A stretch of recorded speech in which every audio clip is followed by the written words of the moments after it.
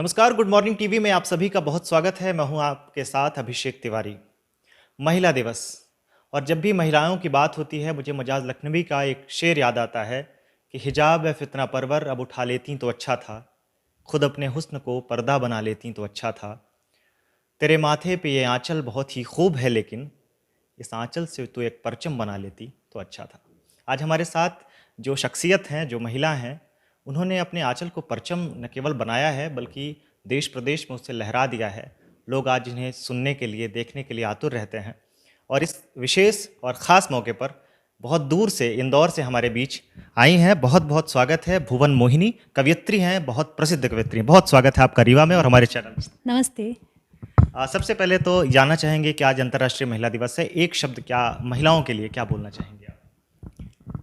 महिला शक्ति है, इससे ऊपर कोई शब्द हो ही नहीं सकता। नारी और शक्ति को अगर एक स्थान पर रख दिया जाए, या हम कहें भी, हमारे शास्त्र हमें बताते हैं कि कभी किसी देवी को देवी नहीं बुलाया गया, केवल शक्ति बुलाया गया।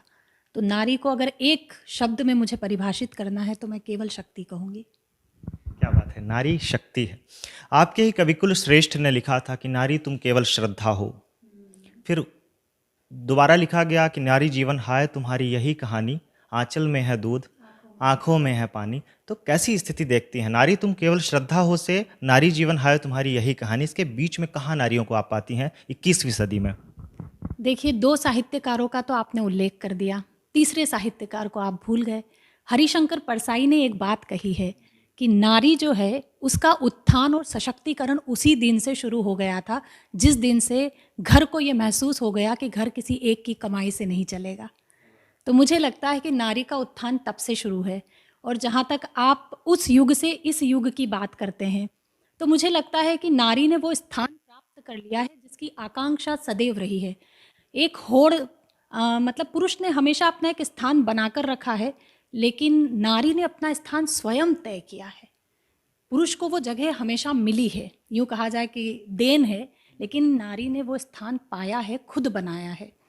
जहाँ तक आप पूछ रहे हैं कि इसके बीच का जो बदलाव है उसे हम क्या कहेंगे या कैसे उसे परिभाषित किया जा सकता है, तो मेरा ये मानना है कि स्त्री कहीं कमतर अब है नहीं। जहाँ पर पुरुष का मतलब पुरुषार्थ की हम बात करते हैं या पुरुष के स्थान को कहते हैं कि यहाँ पर फिट बैठते हैं।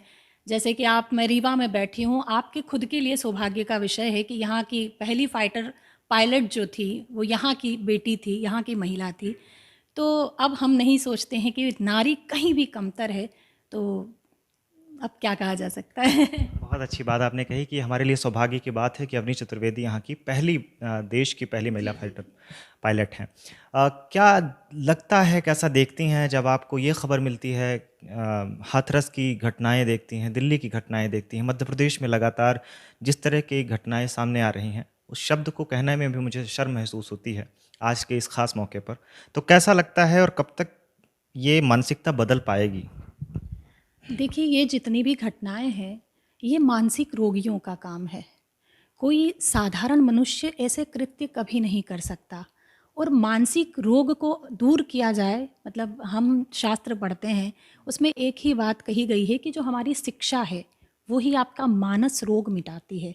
जब तक हमारी शिक्षा सुदृढ़ नहीं होगी तब तक ये रोग नहीं मिट सकते हैं। इसमें आप किसी का फॉल्ट नहीं कह सकते हो कि किसी लड़की का दोष है, किसी पुरुष का दोष है। ये जो दोष है ये हमारे शिक्षक जो संस्था है उसका दोष है। हम या तो शिक्षा सब दूर पहुंचा नहीं पा रहे हैं, या हम वो सुदृढ़ व्यवस्था नहीं दे पा रहे हैं कि जिस कारण से ये कृत्य हो रहे हैं। तो मुझे याद आ गया, सुनिएगा। स्त्री हूँ लेकिन फिर भी मैंने कहने की कोशिश की है। अगर आप समर्थन देंगे, अगर आश्वस्त होंगे तो फिर मुझे बताइएगा, मैं वो मुक्तक आपसे सुनाती हूँ कि तना हो सर पे जब छप्पर तो सावन क्या बिगाड़ेगा। तना हो सर पे जब छप्पर तो सावन क्या बिगाड़ेगा। दुपट्टा हो बदन पे जो दुशासन क्या बिगाड़ेगा। तुम्हें सौगंध मर्यादा की जो लक्ष्मण ने खींची थी, वो रेखा पार मत करना तो रावण क्या बिगाड़ेगा। तो आपको अपनी रेखा का ख्याल रखना है, बाकी जैसे ईश्वर की इच्छा।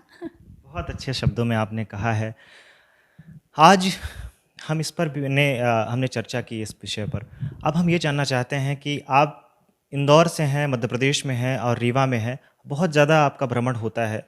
कैसा लगता है, अब कवि सम्मेलनों में महिलाओं की स्थिति कैसे देखते हैं आप? अगर हम एक नॉर्मल सी बात करें कि पहले महिलाओं को घर से निकलने नहीं दिया जाता था और विशेषकर कवि सम्मेलन जैसे कार्यक्रमों में हो सकता है उतनी बड़ी मात्रा में महिलाएँ नहीं पहुँच रही हों। अब आप कैसा माहौल देखती हैं नए सदी के भारत की? नई सदी में भारत में बहुत अच्छी लेखिकाएँ आ रही हैं।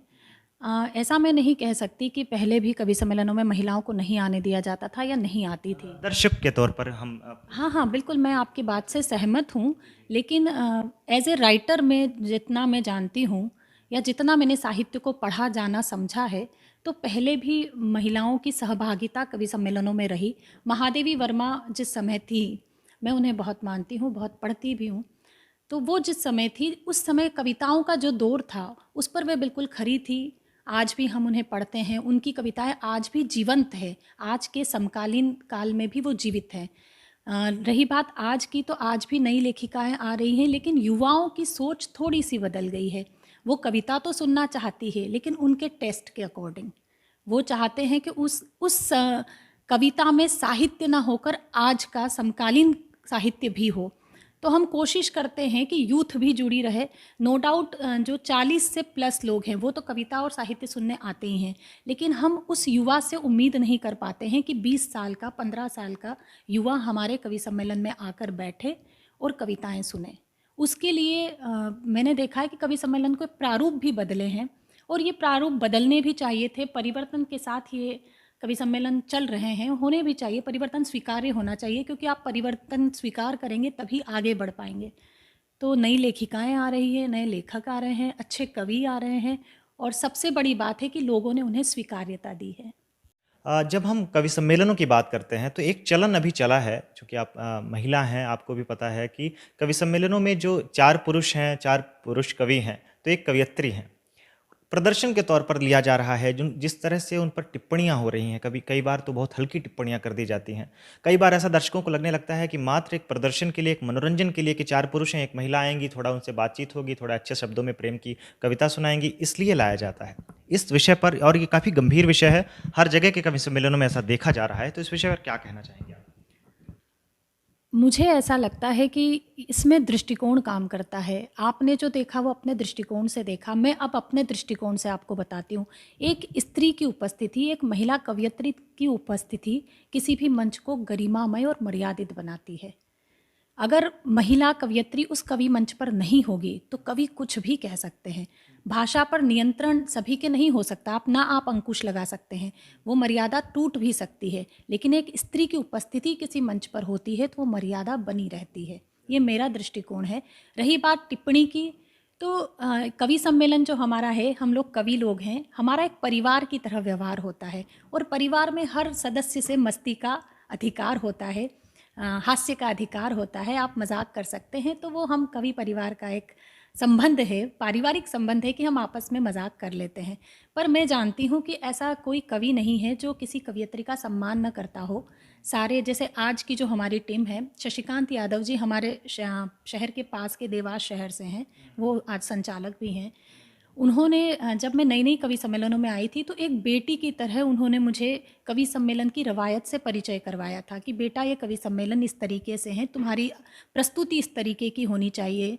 तो आज भी मैं गर्व महसूस करती हूँ कि आज इस कवि सम्मेलन के क्षेत्र में ऐसे लोग हैं जो हमें पिता तुल्य प्रेम देते हैं, भाई तुल्य प्रेम देते हैं।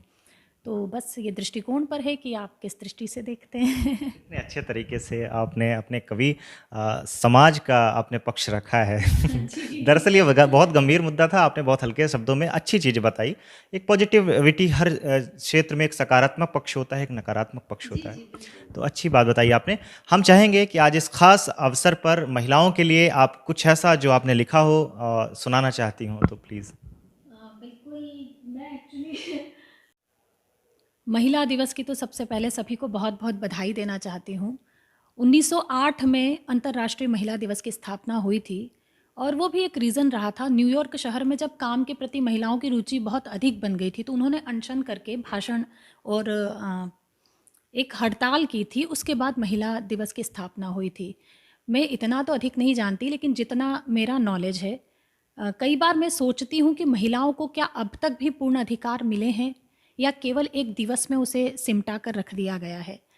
तो इन प्रश्नों का उत्तर मैं आज तक नहीं समझ पाई, ना खोज पाई, लेकिन मुझे लगता है कि हमारा देश जो है वो नारी उत्थान को अग्रसर है। आज नारियों को अपना स्थान मिल रहा है। एक कविता 2011 में मैंने लिखी थी, मेरा मन है वो आपसे बांटूं। चूँकि मैं मंचों पर पढ़ती नहीं हूँ तो मैं कागज़ का सहारा ले रही हूँ, इसके लिए आप मुझे माफ़ करिएगा। मैं ये कविता सुनाती हूँ, सुनिएगा। कि मैं जोगन मीरा हूँ कभी तो राधा, कभी सयानी सी, हर शाकुंतल उंगली में अभिषिप्ता एक निशानी सी।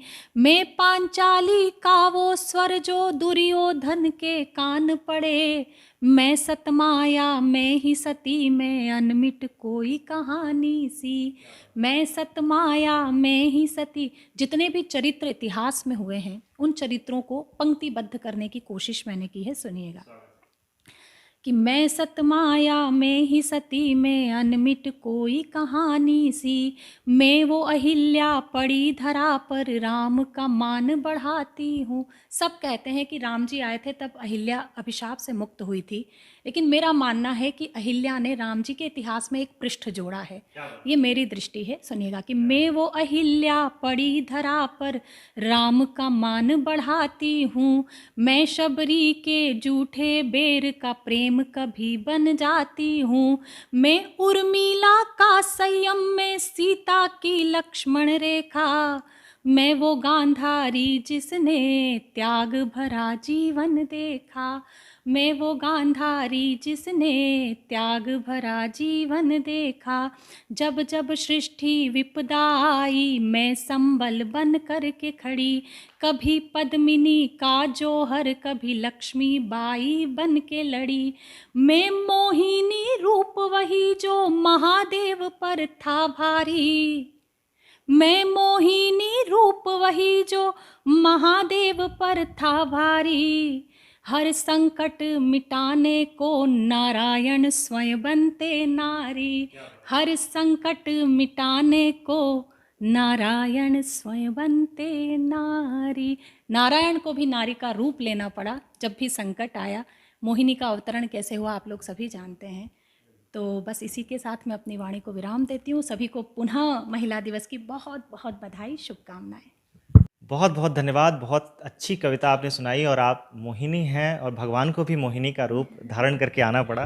तो आज के इस खास दिवस पर भुवन मोहिनी हमारे साथ थी। देश में प्रख्यात कवयित्री हैं, लगातार बहुत पूरे देश भर में दौरा होता है और हिंदी कवयित्री की एक जानी मानी सशक्त हस्ताक्षर मानी जाती हैं। तो आप सभी को एक बार फिर से अंतर्राष्ट्रीय महिला दिवस की हार्दिक शुभकामनाएं। बने रहिए हमारे साथ। धन्यवाद, नमस्कार।